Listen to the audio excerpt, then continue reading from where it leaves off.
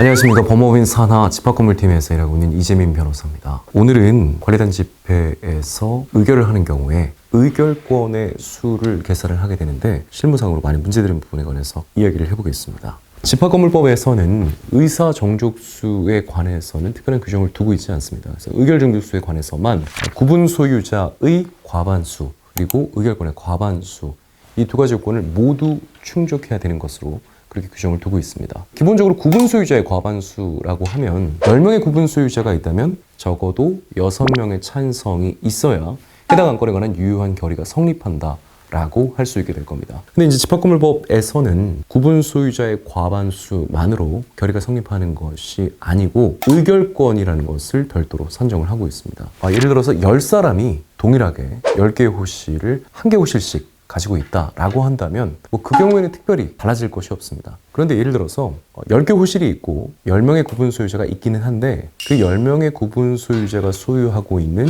각각의 호실의 면적이 다 다르다라고 한다면 이때는 의사결정에 참여할 수 있는 정도에 있어서도 좀 차등을 두고 있는 겁니다. 그래서 의결권을 기준으로 했을 때도 과반수의 찬성이 있어야만 유효한 의결이 성립한다고 보고 있습니다.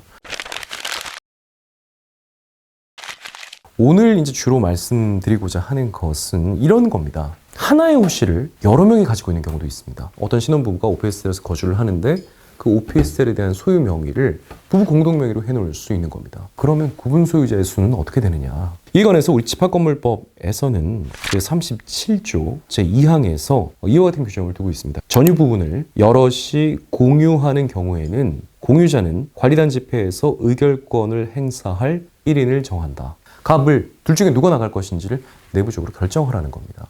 결국 2명이 공유를 하든 3명이 공유를 하든 아니면 10명이 공유를 하든 머릿수는 1명으로 친다는 겁니다. 조금 더 어려운 경우를 생각해 보자면 예를 들어 갑과 을이 부부인데 101호, 102호, 103호 이렇게 3개의 호실을 가지고 있다. 이러면 어떻게 되느냐? 결론부터 말씀드리면 이때에도 한 명이 여러 개의 호실을 소유하고 있는 경우가 다를 바 없습니다.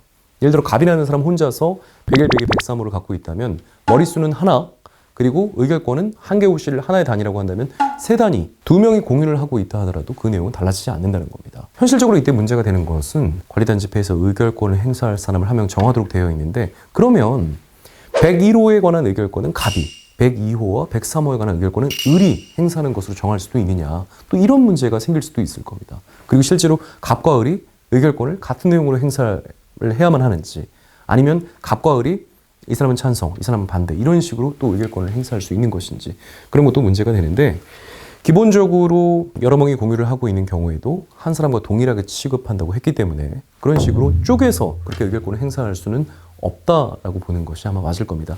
이에 관해서는 사실 법령에서 명문의 규정을 두고 있는 것도 아니고 판결들이 다 모든 경우의 수에 대응해서 나와 있지는 않은 것으로 알고 있습니다.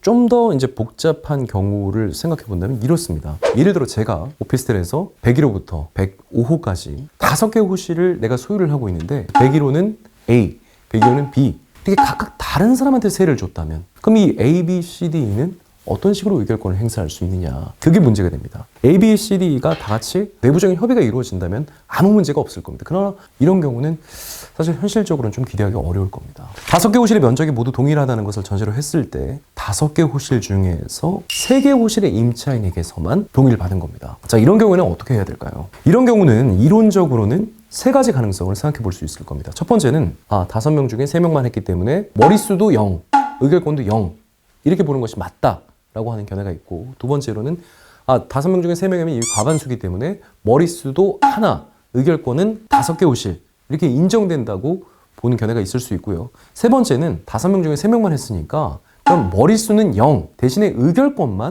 3개 호실만큼만 가져오자. 자, 이런 식으로 나눠서 생각하는 견해도 있을 수 있습니다. 근데 실제로는요. 이 세 번째 경우에 따라서 의결권을 산정하고 있는 경우가 현실적으로 굉장히 많다는 겁니다. 저희가 사실은 꼭 뭐가 맞다라고 이 자리에서 단정적으로 말씀드리기 어려운 부분이 있지만 대신에 이 경우에는요. 적어도 그 세 번째와 같은 계산 방식은 확실히 틀린 것이라고 말씀드릴 수 있습니다. 왜냐하면 머릿수는 1이거나 0입니다. 한 사람으로 취급이 되든지 아니면 없든지 그리고 한 사람으로 취급이 되지 않은 영의 상태에서는 의결권이 나올 수가 없습니다. 그러니까 실제로 이렇게 많이 하고 있지만 이거는 틀린 거고, 가능한 결론은 앞서 말씀드린 두 가지가 될 겁니다. 그래서 확실하게 보수적으로 좀 나간다면 임차인 전원이 의결권을 행사한 경우에 또 의결권을 통일적으로 행사를 해야 될 겁니다. 그런 경우에만 해당 구분 소유자의 의결권이 행사된 것으로 봐야 된다. 이렇게 보는 것이 가장 안전하기는 할 것이고요. 실무는 사실 이거보다 더 복잡한 그런 사례들이 많이 있을 겁니다. 그래서 이런 문제로 특히나 어려움을 겪고 계신다고 하면 저희 법무법인 산하를 비롯해서 전문가의 상담을 받으시는 것이 특히 좀 필요한 부분이 아닌가 그런 생각이 듭니다. 예, 오늘 저희가 말씀드릴 부분은 여기까지고요. 또 관련해서 그런 의견들 또 남겨주시면 늘 말씀드리는 것처럼 저희 입장에서도 늘 성의 있게 최선을 다해서 답변 드리도록 하겠습니다. 고맙습니다.